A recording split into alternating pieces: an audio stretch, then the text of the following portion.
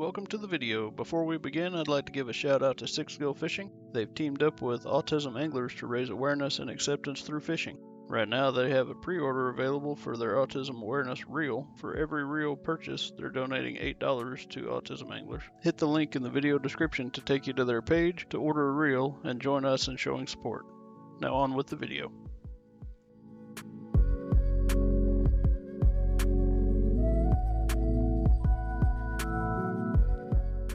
Rather than have my hands fumbling in front of the camera, I've decided to do this as a bunch of stills in the beginning. For starters, these are the only tools you're going to need for this project. Now, since I'm saving the fresh line that's on this reel, I put a piece of electrical tape over the end of the line to keep it held in place. Our first step is going to be flipping the locking lever on the brake side cover to the unlocked position. Next, rotate the side cover counterclockwise like this and pull the cover off. If you've not had this side panel off before, it may be tight and need worked out slowly since it's a pretty snug fit. With the brake cover off, you can inspect the bearing and spool shaft contact inside for any gunk or wear.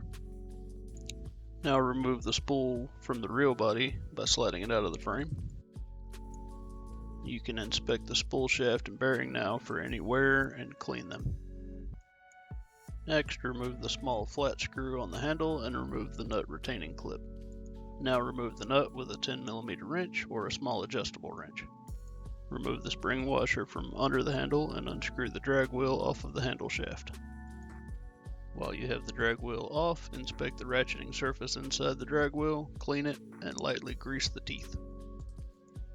Now remove the ratcheting washer and take care to be sure that the small flat washer isn't lost or stuck inside of the drag wheel.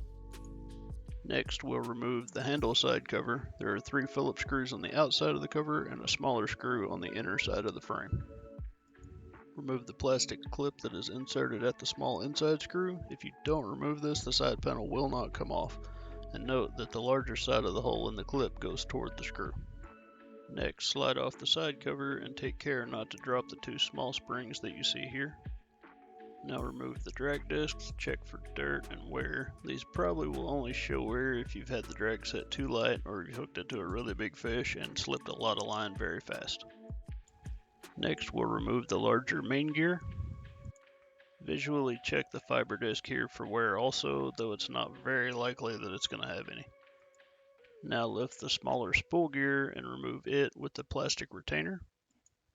And clean and grease the 2 gears for the line guide, and clean and grease the line guide shaft itself. Now clean and grease the thumb release mechanism inside. Press the thumb release to make sure that it's operating smoothly. Now clean the main gear and spool gear and reinstall them into the reel body with a light coat of grease on the teeth. Now we'll remove the spool tension cap and bearings for cleaning and greasing. The anti-reverse bearing doesn't have to be removed, but if you need to take it out for any reason, it can be lightly tapped out of the cover. Clean and inspect the fiber disc inside the spool tension cap for any abnormal wear or dimpling, and lightly grease the disc. Now reinstall the drag discs and the anti-reverse sleeve onto the handle shaft. Line up the 2 tangs on the sleeve into the outer drag washer so that it fits flush.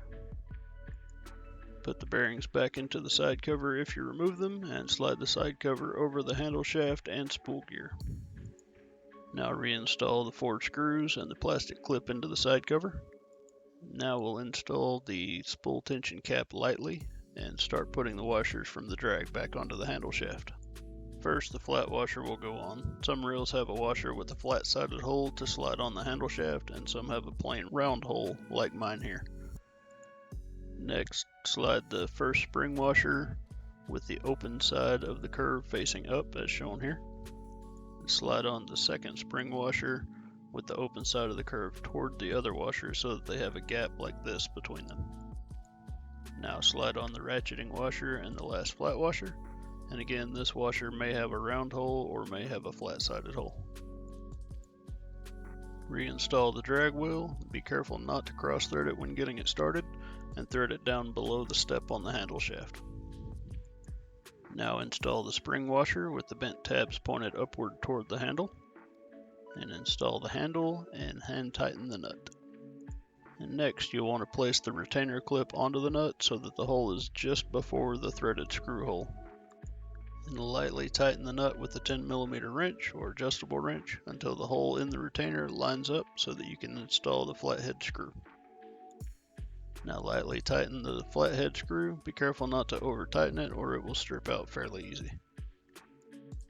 Slide the spool back into the frame and rotate it slightly to line it up with the brass spool gear.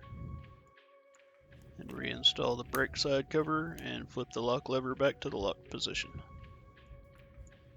And at this point, the brakes are backed all the way off toward the plus mark, and with the thumb release pressed, the spool should free spin.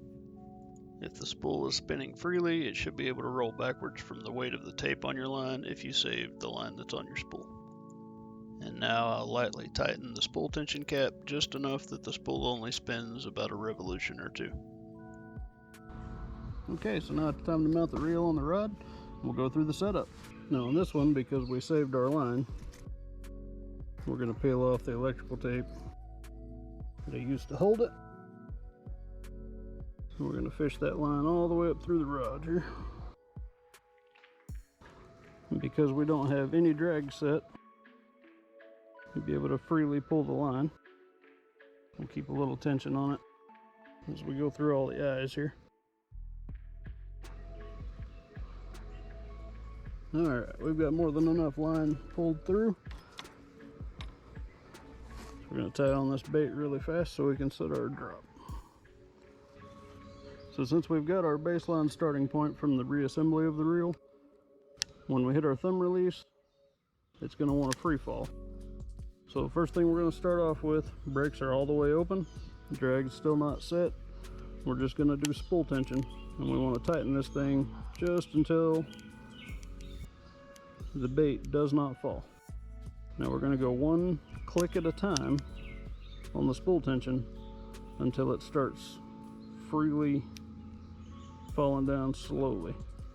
One click may be a hair too much. Right now we're one click out. It's going to want to free fall on the verge of overspooling. If we go one click up, it just barely wants to fall. This is the same line, same reel, same bait, same rod that I had set before, and everything worked fine. So just to be safe, since I just cleaned and greased this thing, I'm going to start off a little on the tight side to where it will just fall if I shake the rod tip a little bit. That's where I suggest to start with. So that's the first step. If you're having issues there, I suggest you check out that fiber disc in the inside of the cap. Okay, so from there, our spool tension is set. We've got a nice slow drop on it now, and this is where I'll start setting the brakes. Now a good starting point on here is the dot. That's your middle ground between max cast distance and minimum cast distance. When you go on the water, I'll go either to the dot or one click below. Now we're going to make a little test fling here and see if this thing bird nests.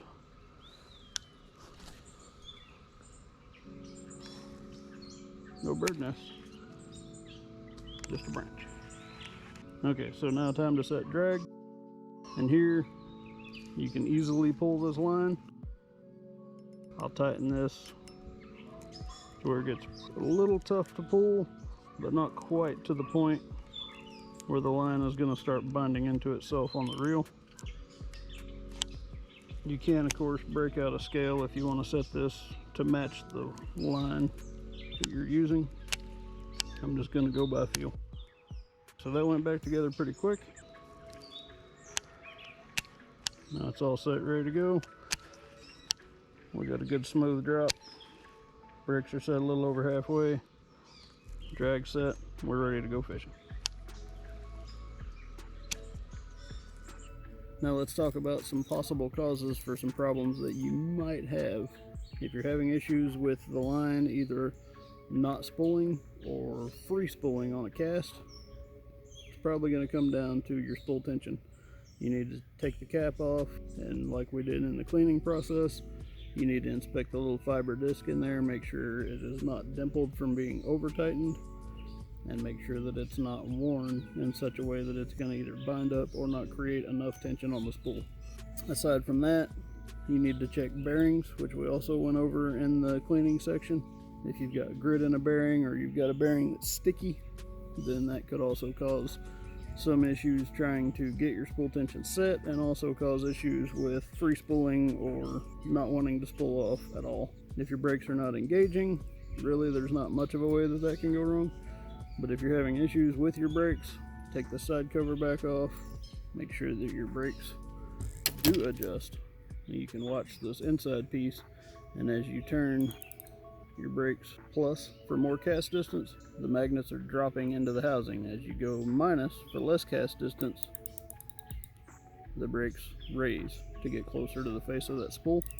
Again, I like to start either at the dot or just below the dot. It's a good safe spot.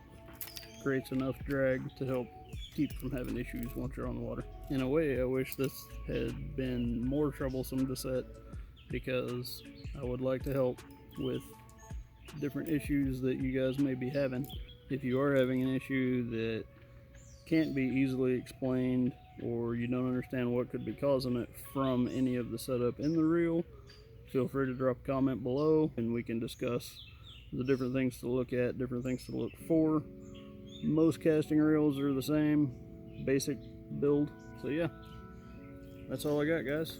It's been clean, put back together, completely set from ground zero in just a few seconds. Pretty simple to do once you've done it enough times.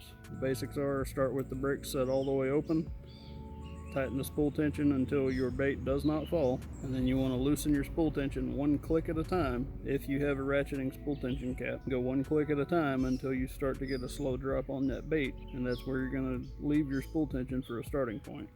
From there, adjust the brakes until you get little to no backlash when it hits the ground. From there, you may want to dial it up on the water. Again, with Sixgill, starting on the dot or just to the minus side of the dot is a really safe starting point. If you're really worried about it, go all the way minus. Worst case, you lose some casting distance, you can always open it up later. Better to not have backlash than to accidentally have backlash and mess up a whole spool of line.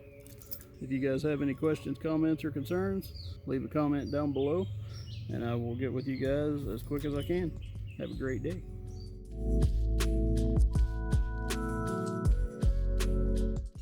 Yeah, that's pretty much all I got.